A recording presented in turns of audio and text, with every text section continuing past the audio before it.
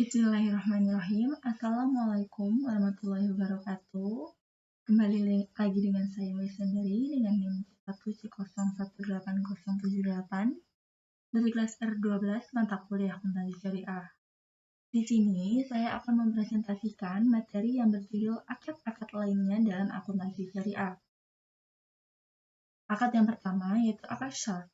Al-syarf secara etimologi artinya al-ziyadah atau penambahan. Al-adal artinya seimbang, penghindaran, pemalingan, penukaran, atau transaksi jual-beli. Kadang-kadang al-syarf dipahami berasal dari kata sarafa yang artinya membayar dengan penambahan. Syarf adalah perjanjian jual-beli suatu valuta dengan valuta lainnya. Praktek al-syarf hanya terjadi dalam transaksi jual-beli, di mana praktek ini diperbolehkan dalam Islam berdasarkan firman Allah Quran Surat Al-Baqarah ayat 275.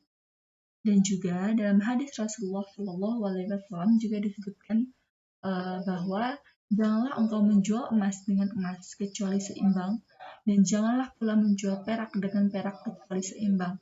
Jualah emas dengan perak atau perak dengan emas sesuka kalian. Hadis riwayat Bukhari. Perlakuan akuntansi akad syarf sebelumnya diatur di dalam PSAK nomor 59 tentang akuntansi perbankan syariah. Paragraf 145 sampai 146.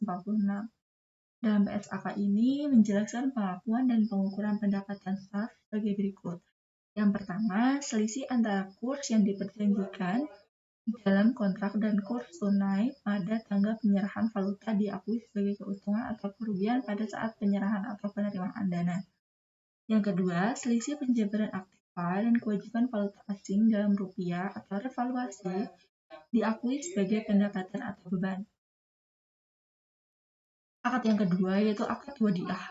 Wadiah berasal dari wada'a syai'ah yang artinya meninggalkan atau menitipkan sesuatu pada orang lain yang sanggup menjaga sebagai titipan murni dari satu pihak ke pihak lain, baik individu maupun badan hukum, yang harus dijaga dan dikembalikan kapan saja si penitip menghendakinya.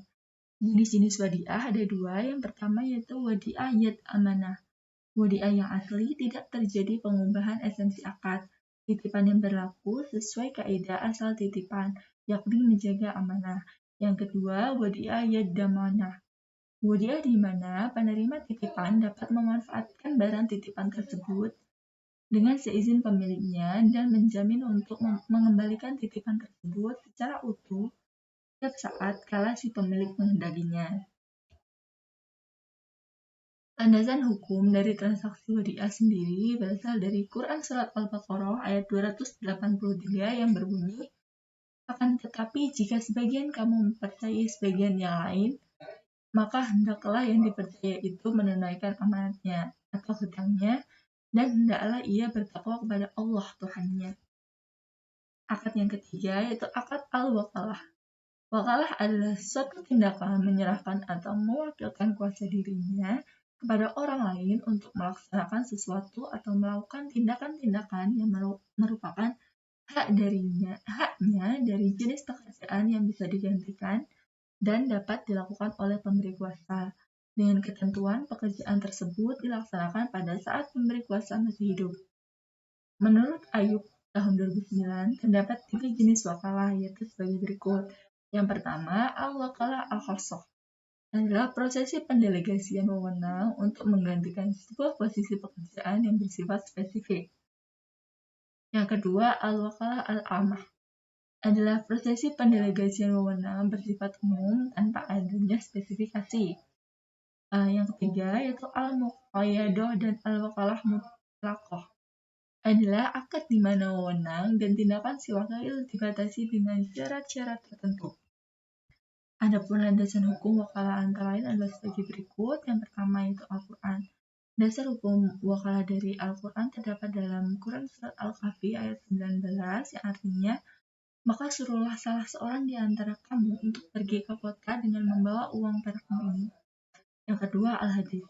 Salah satu hadis yang menjadi landasan wakalah yaitu, dan dari Sulaiman bin Yasar bahwa Nabi SAW mengutus Abu Rafi, hamba yang pernah dimerdekakannya, dan seorang laki-laki Ansor. Lalu kedua orang itu menikahkan Nabi Nabi dengan Maimunah binti Haris pada saat itu. Nabi Shallallahu Alaihi Wasallam di Madinah sebelum keluar ke Miqat Dzulhulaifah. Hadis riwayat Maliki nomor 678.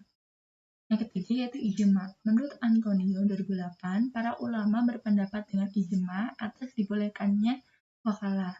Mereka mensunahkan wakalah dengan alasan bahwa wakalah termasuk jenis ta'awun atau tolong-menolong atas dasar kebaikan dan takwa. Akad yang keempat yaitu akad al-kafalah. Kafalah adalah jaminan yang diberikan oleh penanggung kepada pihak ketiga dalam rangka memenuhi kewajiban dari pihak kedua atau yang ditanggung terkait tuntutan yang berhubungan dengan jiwa, hutang, barang atau pekerjaan apabila pihak yang ditanggung cedera janji atau prestasi, di mana pemberi jaminan bertanggung jawab atas pembayaran kembali suatu hutang menjadi hak penerima jaminan. Jenis-jenis kafalah. Menurut Antonio 2001, kafalah dibagi dalam 5 jenis, yaitu sebagai berikut. Yang pertama, kafalah bin nafs, merupakan akad memberi penjaminan atas diri. Yang kedua, kafalah bil mal, merupakan jaminan pembayaran barang atau pelunasan utang. Yang ketiga, kafalah bit taslim. Jenis kafalah ini biasa dilakukan untuk menjamin pengembalian atas barang yang disewa pada waktu masa sewa berakhir. Yang ketiga, kafalah al-munajazah, merupakan jaminan mutlak yang tidak dapat dibatasi oleh jangka waktu dan untuk kepentingan atau tujuan tertentu.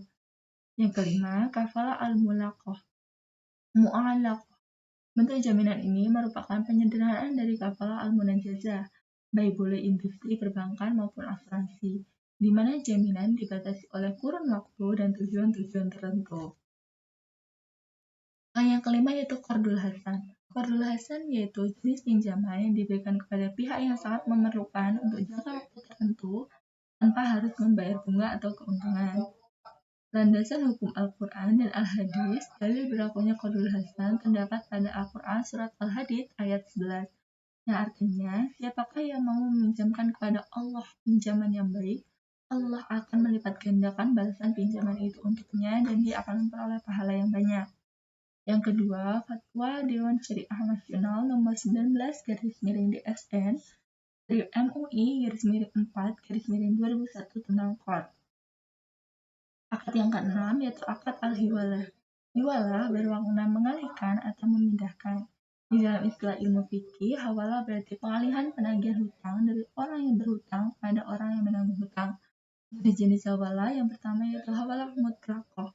Hawalah mutlaqah terjadi jika orang yang berhutang mengalihkan kewajiban bayar hutangnya pada pihak ketiga tanpa didasari adanya hutang pihak ketiga dengan orang yang memberi hutang.